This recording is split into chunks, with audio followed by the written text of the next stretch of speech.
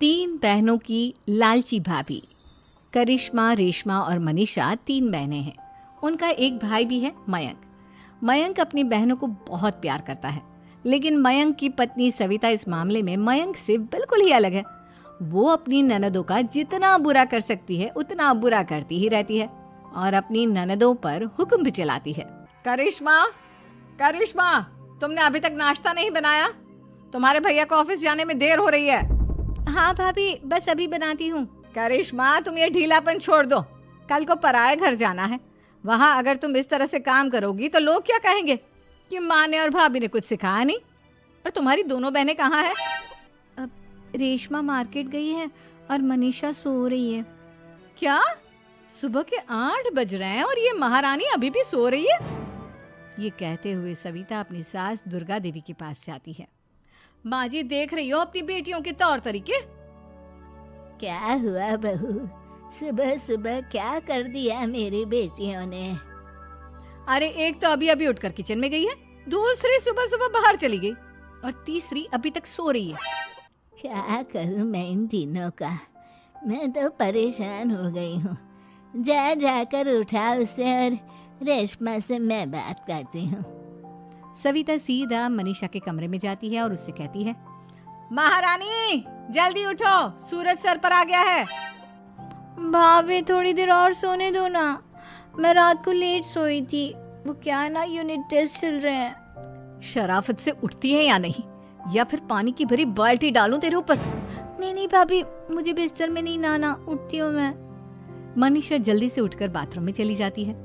सभी आराम से बैठकर नाश्ता कर रहे होते कि तभी रेशमा बाजार से हाथ में सामान लिए आ जाती है। रेशमा को देखते ही सविता उस पर बरस पड़ती है। लो, आ गई महारानी। ऐसा भी क्या सामान लाना था जो सुबह आंख मलते ही बाजार की तरफ रवाना हो गई? भाभी, कल आप ही तो चीख रही थी कि घर का सारा सामान मुझे ही लाना पड़ता है, घर में किसी को भी किसी काम से कोई लेना देना नहीं है। अब मैं बाजार जाकर सामान ले आई तो आपको इस बात से भी तकलीफ हो रही है? देख रही हो माँ जी, अपनी बेटी की जुबान कैंची से भी तेज चलती है। और मयंक, आप तो कुछ कहेंगे नहीं अपनी लाडली बहन को? रेशमा, अपनी भाभी से ऐसे बात नहीं करते। चलो माफी मांगो। भैया, मैं क्यों माफी मांगू? आप भाभी से बोलिए ना कि हम पर कम हुक्म चलाया करे। हम इस घर की बेटियां हैं और आपकी पत्नी की ननद है, नौकरानी नहीं। लो कर लो बात। इनकी भलाई के लिए कुछ भी बोलो तो इन्हें बुरा लग जाता है। इस घर में यही इज्जत है मेरी।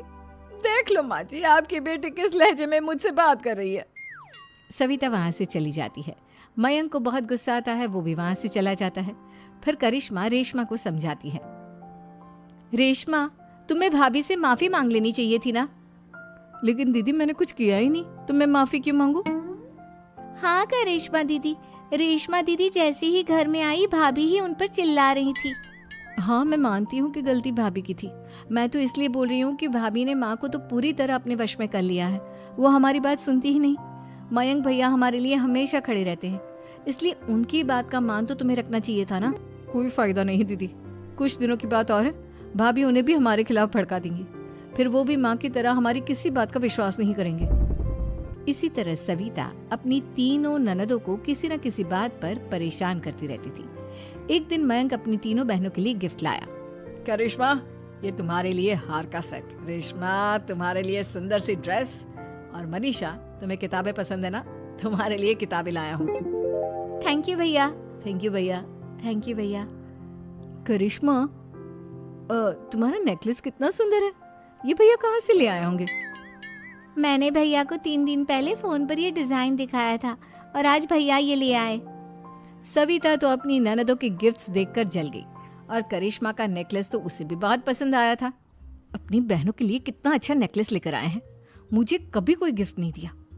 मैं आज ही ये हार चुरा लूंगी। रात में सविता करिश्मा का हार चुरा लेती है और इसी तरह उसे अपनी ननदों की जो भी चीज अच्छी लगती वो उसे मांगती नहीं, बल्कि रात के अंधेरे में चुरा लेती। इसी तरह दिन बीतते गए और सविता ने मयंक के दिल में भी उसकी बहनों के लिए नफरत पैदा कर दी। एक दिन मयंक ने करिश्मा और रेशमा के लिए रिश्ता देखा और ये बात उसने घर में सबको बताई।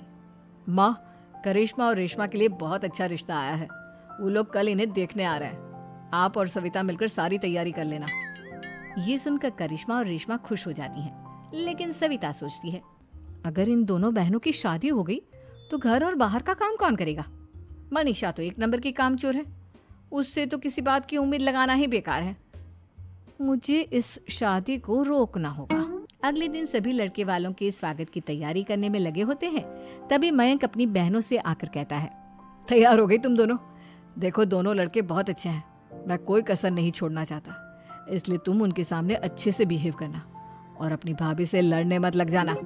करिश्मा, तुम वो नेकलेस पहन लो ना जो मैं तुम्हारे लिए लाया था। भैया मैं बहुत देर से वो नेकलेस ढूंढ रही हूँ, लेकिन मुझे मिल ही नहीं रहा। क्या तुमने नेकलेस खो दिया? तुम्हें पता भी है वो कितना महंगा था? तुम कोई काम ढंग से नहीं कर सकती। मयंक गुस्से में वहां से चला जाता है। थोड़ी देर बाद लड़के वाले भी आ जाते हैं। वो दोनों बहनों को पसंद कर लेते हैं और रिश्ता पक्का हो जाता है। लेकिन सविता के दिमाग में तो कुछ और ही खिचड़ी पक रही थी। वो पंडित जी के पास करिश्मा की कुंडली लेकर जाती है और उन्हें पैसे देकर करिश्मा की कुंडली बदलवा देती है। जब लड़के वालों के पास करिश्मा की कुंडली जाती है तो वो दुर्गा को फोन करते हैं। बहन जी, हमने करिश्मा की कुंडली अपने पंडित जी को दिखाई थी। आपकी बेटी की कुंडली नहीं बल्कि दोषों का पिटारा है।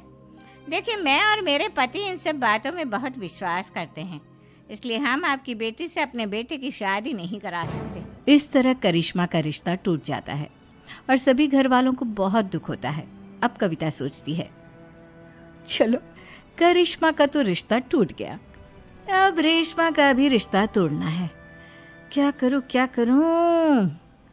अब सविता आवाज बदलकर किसी अननोन नंबर से रेशमा के होने वाले ससुराल में फोन करती है।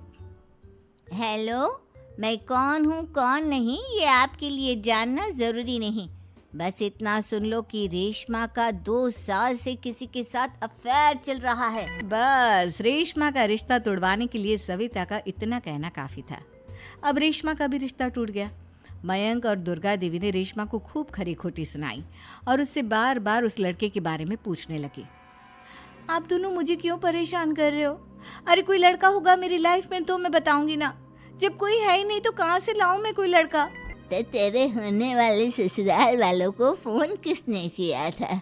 माँ, मैं नहीं जानती किसने फोन किया था, मैं सच कह रही हूँ। मैं तो पहले ही कह रही थी इसकी लगाम खींच कर रखो, लेकिन मेरी सुनता ही कौन है।